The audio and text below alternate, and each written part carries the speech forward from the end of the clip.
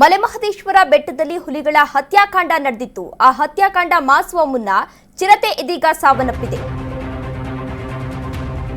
ಈ ಹಿಂದೆ ಮಲೆಮಹದೇಶ್ವರ ಬೆಟ್ಟದಲ್ಲಿ ಹುಲಿಗಳ ಹತ್ಯಾಕಾಂಡ ನಡೆದಿತ್ತು. ಹತ್ಯಾಕಾಂಡ ಮಾಸುವ ಮುನ್ನ ಚಿರತೆಯೊಂದು ಸಾವನ್ನಪ್ಪಿದೆ. ವಿಷಪ್ರಾಶನದಿಂದಲೇ ಚಿರತೆ ಅಸುನೀಗಿದ ಶಂಕೆ ಕೂಡ ವ್ಯಕ್ತವಾಗ್ತಾ ಇದೆ. ಚಾಮರಾಜನಗರ ಜಿಲ್ಲೆ ಕೊತ್ತಲವಾಡಿ ಬಳಿ ಘಟನೆ ಕೂಡ ನಡೆದಿದೆ. ಕಲ್ಲು ರಾಶಿ ಇದ್ದ ಜಮೀನಿನಲ್ಲಿ 5 ವರ್ಷದ ಚಿರತೆ ಸಾವನ್ನಪ್ಪಿದೆ.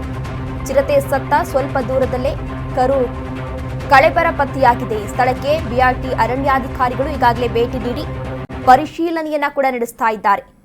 ಮಲೆಮಹದೇಶ್ವರ ಬೆಟ್ಟದಲ್ಲಿ ಈ ಹಿಂದೆ ಹುಲಿಗಳ ಹತ್ಯೆ ಮಾಡಲಾಗಿತ್ತು. ಈ ವಿಚಾರಕ್ಕೆ ಸಂಬಂಧಪಟ್ಟಂತೆ ಪೊಲೀಸರು ಈಗಾಗಲೇ ವಿಚಾರಣೆ ನಡೆಸಿ ಮೂವರನ್ನ ಬಂಧಿಸಲಾಗಿತ್ತು. ಮೂವರನ್ನ ಬಂಧಿಸಿ ಮಾದ್ರಾಜು, ನಾಗರಾಜು, ಕೋನಪ್ಪ ಎಂಬ ಮೂವರನ್ನ ಈಗಾಗಲೇ ಬಂಧಿಸಿ ವಿಚಾರಣೆಯನ್ನ ಕೂಡ ನಡೆಸಲಾಗಿತ್ತು. ಯಾಕೆ ಹುಲಿಗಳನ್ನ ಹತ್ಯೆ ಮಾಡಲಾಗಿತ್ತು?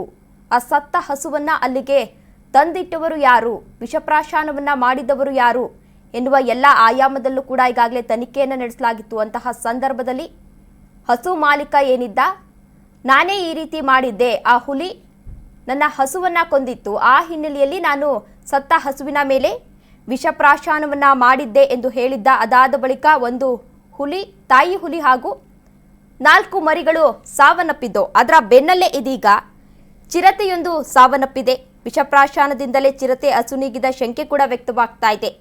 ಚಾಮರಾಜನಗರ ಜಿಲ್ಲೆ ಕೊತ್ತಲವಾಡಿ ಬಳಿ ಘಟನೆ ಕೂಡ ನಡೆದಿದೆ.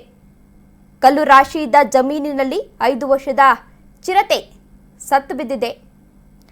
ಚಿರತೆ ಸತ್ತ ಸ್ವಲ್ಪ ದೂರದಲ್ಲೇ ಒಂದು ಹಸುವಿನ ಕರು ಏನಿತ್ತು, ಆ ಕರುವಿನ ಕಳೆಬರ ಪತ್ತೆಯಾಗಿದೆ. ಪೊಲೀಸರು ಕೂಡ ಇದೀಗ ಸ್ಥಳಕ್ಕೆ ಆಗಮಿಸಿ ಪರಿಶೀಲನೆಯನ್ನ ಕೂಡ ನಡೆಸ್ತಾ ಇದ್ದಾರೆ.